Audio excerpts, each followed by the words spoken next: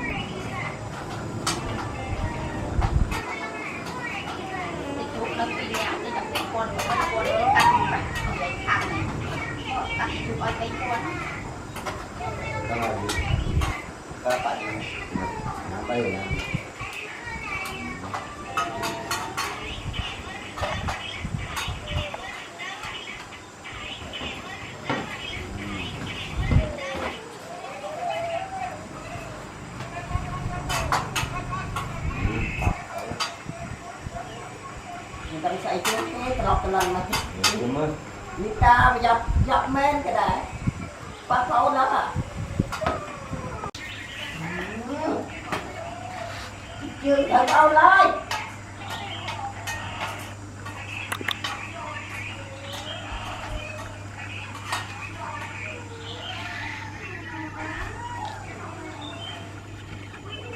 Bỏng. Máy mình quát tét như đâu nhỉ? Vì nó tét vào ngay nó mới xuất sắc đây.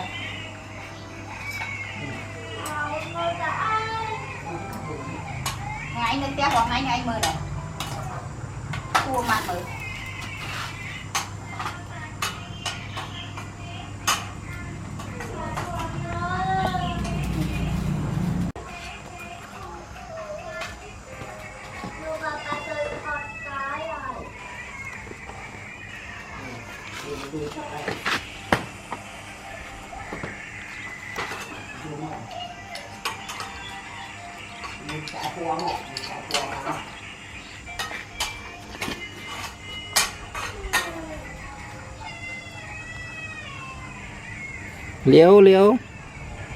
liếu bông súa lên bông súa liếu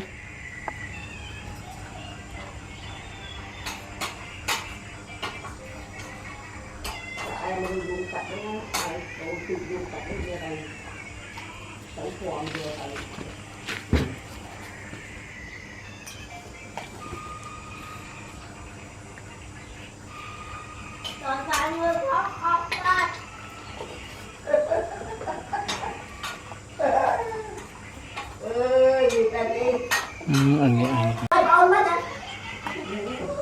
เอามาตัวสับใส่ไว้เอา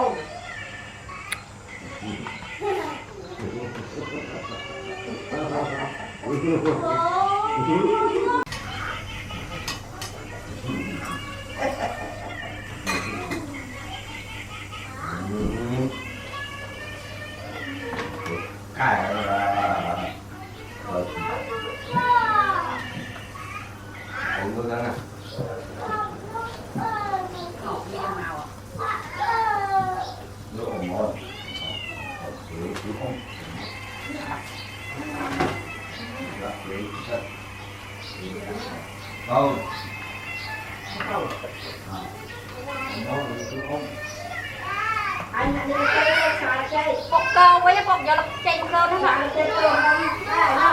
cô tầm lúc bắt bọc